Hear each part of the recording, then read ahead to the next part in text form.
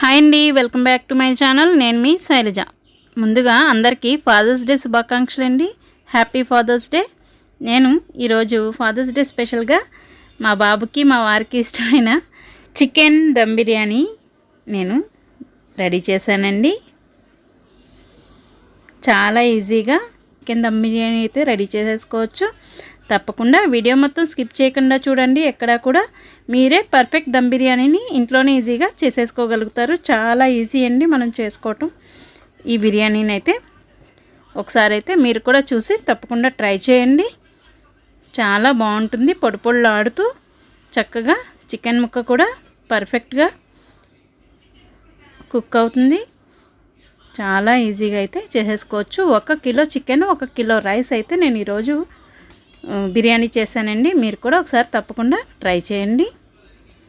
Hi అండి, welcome to my channel. It's my world Telugu. ముందు నేను 1 కిలో చికెన్ని తీసుకున్నానండి. దాంట్లో శుభ్రంగా ఒక 2 టైమ్స్ కడిగేసుకుని కొంచెం ఉప్పు వేసి ఒక 5 మినిట్స్ పాటు నానబెట్టి దాన్ని మొత్తం నీళ్ళన్నీ పిండేసుకుని చికెన్ అయితే నేను తీసుకున్నానండి. ఇలా మనం చికెన్ తీసుకోవడం వల్ల మనకి నీసు వాసన రాకుండా ఉంటుంది నీళ్ళని పిండేస్తే.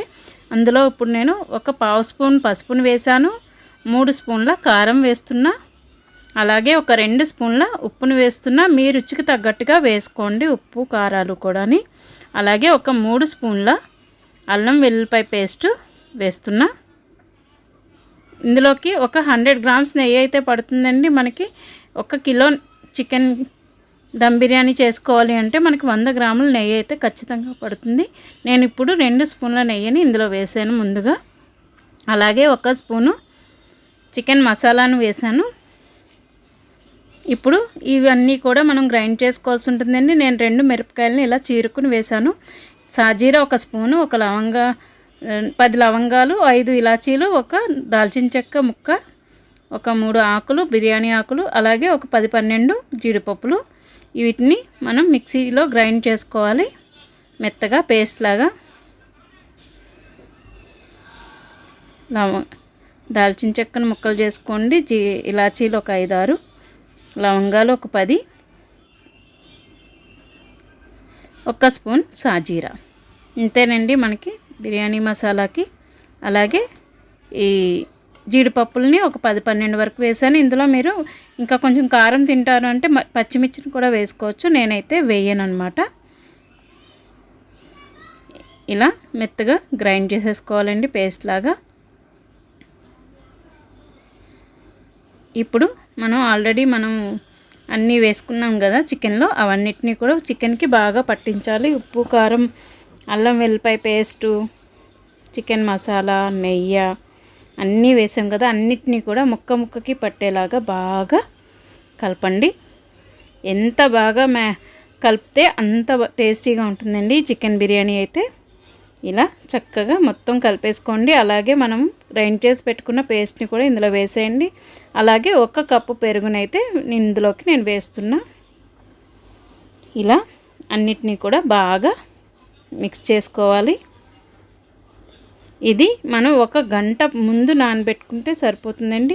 మీరు ఇంకా ఎక్కువసేపు నానబెట్టుకుంటే ఒక 2 గంటలు 3 గంటలు అలా నానబెట్టుకున్నా కూడా చాలా బాగుంటుందండి. కానీ మనం చేసేసుకోవాలంటే 1 గంట అయితే సరిపోతుంది అన్నమాట. ఇలాగా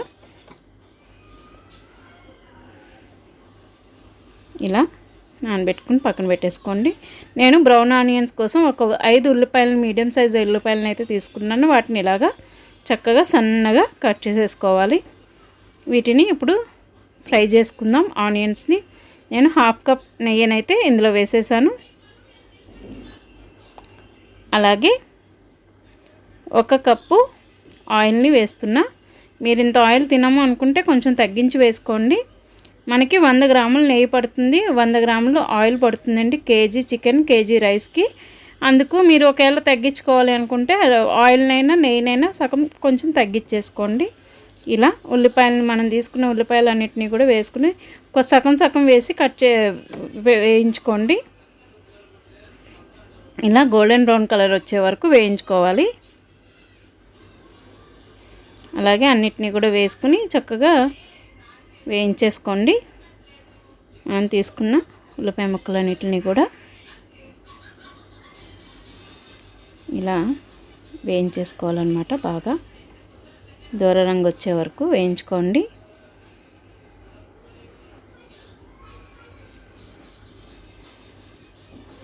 ఇప్పుడు ఈ బ్రౌన్ ఆనియన్స్ని కొన్నిటిని మనం చికెన్ మసాలా ఆల్రెడీ కలిపి పెట్టుకున్నాం కదా, అందులోకి కొన్ని వేసుకుని ఒక నిమ్మకాయని ఇలా మధ్య కట్ చేసుకుని ఇలా పిండుకోండి.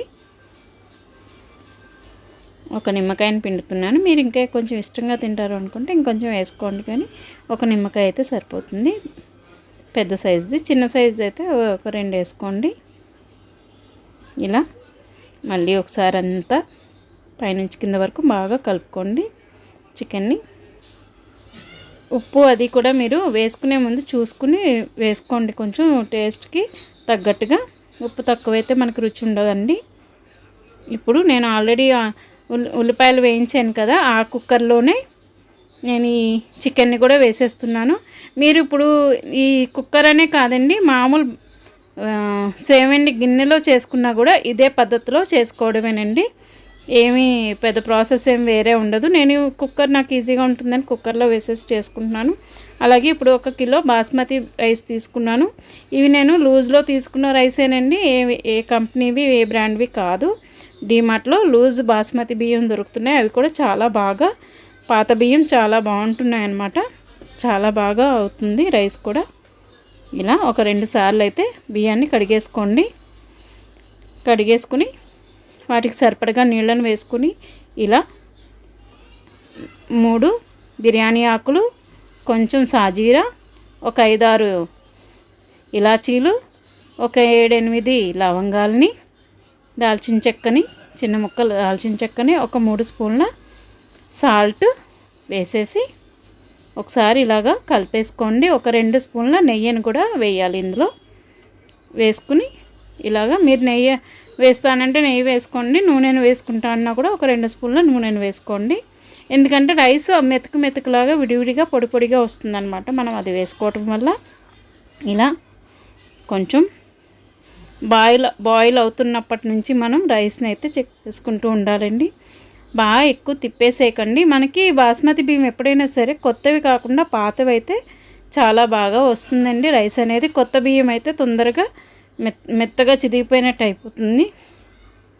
ఇలా కొంచెం చెక్ చేసుకుంటూ దగ్గరగా, నీళ్ళన్నీ దగ్గరగా అవ్వనివ్వకండి. పూర్తిగా దగ్గర అయ్యే వరకు మీరు వెయిట్ చేయకండి. ఒకవేళ మీకు రైస్ మనం అనుకున్న కన్సిస్టెన్సీ రాకుండా నీళ్ళ ఇరిగిరిపోతుంది అనుకున్నప్పుడు కొంచెం నీళ్ళను వేసుకుంటూ ఉండండి. వీటిని 70% కుక్ చేసుకోండి. రైస్ని అయితే ఎక్కువగా ఉడికించద్దు. ఒక 70% వచ్చే వరకు మనం దగ్గరే నిలబడి జాగ్రత్తగా ఈ రైస్ అనేది చెక్ చేసుకుంటూ ఉండాలండి. ఇదిగో ఇలాగా అవుతుంది కానీ అనుకున్నప్పుడు ఇప్పుడు మనం సిమ్లో పెట్టేసుకుని స్టవ్ని, ఇప్పుడు మనం ఆల్రెడీ కలిపి పెట్టుకున్నాం కదా చికెన్ మసాలాని, అందులోకి కొంచెం బ్రౌన్ ఆనియన్స్ వేసి ఈ రైస్ అంతటిని ఇలాగా దేవుకుంటూ వేసేయండి ఇలా స్టైనర్తో. నేను కంప్లీట్గా వీడియో వస్తుంది అని అనుకున్నానండి, కాకపోతే అది హాఫ్ వచ్చినట్టు నేను గమనించుకోలేదు. తర్వాత చూశాను, అసలు ఈ వీడియో పెట్టకపోదాం అనుకున్నా, కానీ ఎందుకో ప్రాణం ఉసూరు అనిపించింది. సరేలే సగం సగమైనా కనిపిస్తుంది కదా అనుకుంటూ పెట్టేస్తున్నానండి వీడియోనైతే. ఏమీ అనుకోకండి. ఈసారి ఇంకా బాగా మటన్ బిర్యానీ చేసినప్పుడు మొత్తం కంప్లీట్గా ఈ ప్రాసెస్ని కూడా నేను బాగా చూపిస్తాను మీకు. ఇలాగా నీటిని దేవుకుంటూ మనం అందులోకి వేసేసుకోవడమేనండి. అది చూపించే అంత ఏం లేదు, కానీ కాకపోతే చూపిస్తే బాగుండేదేమో అని నాకు కూడా ఉంది, కానీ వీడియోది అలాగ అయిపోయింది. ఇలాగా అంతటినీ రైస్ అంతటినీ కూడా ఇలాగ నీళ్ళని వాడుకుంటూ, అదే నీళ్ళని వడబోసుకుంటూ రైస్ అంతటినీ కూడా అందులోకి వేసేసుకోండి. ఇలా రైస్ అంతటినీ కూడా అందులోకి వేసేసుకోవాలి. రైస్ పైకి వచ్చేసింది కదా, ఒలిగిపోతుందేమో, ఇంత పైకి పెట్టేశారు ఇలా వేసేస్తున్నారు అనుకోకండి. ఇది మనకి పర్ఫెక్ట్గా కుక్ అయిపోతుందండి. చూద్దురు కానీ మీరు కూడా. అంటే నేను ఎప్పుడు రెగ్యులర్గా ఇలా చేసేస్తానండి. పెద్ద పెద్ద గిన్నెలు అంటే 2-3 తీసుకోవాల్సి వస్తుంది కదా అని నేను ఇంకా ఈజీగా ఇలా చేసేసుకుంటానన్నమాట. ఇలా దగ్గరికి ఒత్తుకుంటే రైస్ని సరిపోతుందండి. ఇలాగా మనకి ఇంకా ఉన్న బ్రౌన్ ఆనియన్స్ కూడా వేసేసుకుని మిగిలిన నెయ్యిని కూడా పైనుంచి వేసేసి ఇప్పుడు మనం నీళ్లు దేవుకున్నాం కదా, రైస్ని దేవాం కదా, వాటర్ ఉంటాయి కదండి, ఆ వాటర్లో కొంచెం ఒక చిన్న గ్లాస్తోని టీ గ్లాస్ ఆ వాటర్ తీసుకుని దాంట్లోకి ఒక అర స్పూన్ పసుపుని వేసి, అంటే బిర్యానీకి మంచి కలర్ వస్తుందన్నమాట. అది కాకుండా కింద నుంచి బాగా కుక్ అవుతాం కోసానికి ఇది హెల్ప్ అవుతుందన్నమాట. పైనుంచి అలాగా నేను ఆ వాటర్ని అయితే ఇలాగ స్ప్రెడ్ చేసేసి మూత పెట్టేసి ఖచ్చితంగా ఒక 30 మినిట్స్ అయితే దాన్ని సిమ్లో పెట్టేసి వదిలేయాలండి. వదిలేసాక తీసి చూస్తే మీకు ఈ బిర్యానీ అయితే ఇలా రెడీ అయి ఉంటుందండి. చూసారా ఎంత బాగా వచ్చిందో, పొడి పొడిలాడుతూ మెతుకు మెతుకు అంటుకోకుండా పర్ఫెక్ట్గా వచ్చింది కదా. టేస్ట్ కూడా చాలా అంటే చాలా బాగుందండి. మీరు కూడా ఇలాగా ఇప్పుడు మనం దీంట్లో కలుపుకుంటానికి కుదరదు కాబట్టి నేను ఇప్పుడు పెద్ద గిన్నెని తీసుకుని దాంట్లోకి తిరగబెట్టుకుంటున్నానండి బిర్యానీని అయితే. అంటే ఇలాగా పై వరకు ఉంది కదా, మనం తీసుకుంటానికి వీలవదు కాబట్టి ఇలాగా పెద్ద గిన్నెలోకి వంపుకొని చూడండి, ముక్క చూడండి ఎంత బాగా ఉడికిందో పర్ఫెక్ట్గా. రుచి కూడా మనకి బయట మనం తెచ్చుకునే బిర్యానీకి ముక్కకి పట్టదు, కానీ మనం చేసుకునే బిర్యానీకి అయితే చక్కగా పడుతుందండి. ఉప్పు కారం అన్నీ కూడా, అంటే మనం మంచిగా ఒక 2-3 గంటలు నానబెట్టుకుంటే భలే ఉంటుందన్నమాట. చూసారా, ఇదిగోండి రైస్ అనేది ఎక్కడ మెతుకు మెతుకు అంటుకోకుండా పర్ఫెక్ట్గా అయితే వచ్చిందండి బిర్యానీ. మీరు కూడా ఒకసారి అయితే ఇలా ట్రై చేయండి. ఎలా వచ్చిందో నాకు కామెంట్ సెక్షన్లో తెలియజేయండి. నేను మరిన్ని మంచి మంచి వీడియోస్ని అయితే చేయడానికి ట్రై చేస్తానండి. మీరు నన్ను ఇంకా ఇలాగే ఆదరిస్తారని కోరుకుంటూ, అలాగే మీరు మీ ఫ్రెండ్స్తో షేర్ చేసుకోవడం మర్చిపోకండి. నా వీడియోస్కి లైక్ ఇవ్వడం అలాగే షేర్ చేయడం మర్చిపోకండి. తప్పకుండా ఒకసారి అయితే ఈ చికెన్ దమ్ బిర్యానీని ట్రై చేసి ఎలా ఉందో కామెంట్ సెక్షన్లో తెలియజేయండి. టేస్టీ చికెన్ దమ్ బిర్యానీ అయితే రెడీ. ఈరోజు మా ఇంట్లో మా పిల్లలు పండగ అనమాట. For more recipes please subscribe my channel. నా వీడియోస్ కనుక మీకు నచ్చినట్టయితే లైక్, షేర్ అండ్ కామెంట్. నేను మీ శైలజ. Thanks for watching.